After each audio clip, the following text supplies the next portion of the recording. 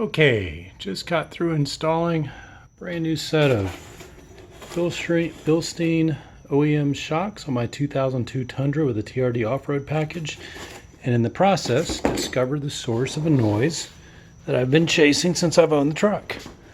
Every time I've gone over a speed bump or hit any kind of uneven part of the road, I've heard a clunking slash creaking noise from the road, and while I was taking the rear shock off on the driver's side, I took out the spare tire, and that's when I discovered that this entire rear subframe is making noise.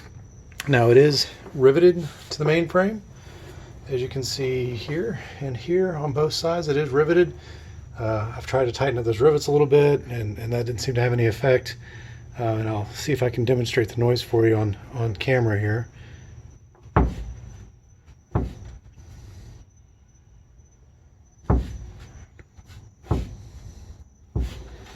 So you can tell that's right where the spare tire mounts, and it is a kind of a loud clunking noise. It kind of reverberates through the whole truck. Let me put the phone on my chest and see if I can do it a little better with both hands.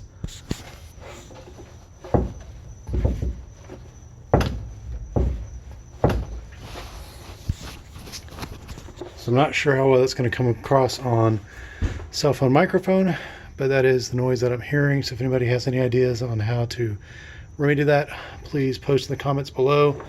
I thought about just welding the subframe to the frame, but I'm not a big fan of welding automotive frames.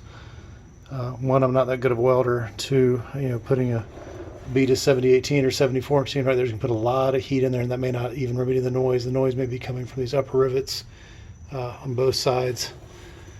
So if you got any ideas on how that can be remedied, if it can be, I'm all ears. I even thought about spraying some oil of some sort around those rivets to see if that would help. But before I did anything, I wanted to post up and see if anybody had any ideas.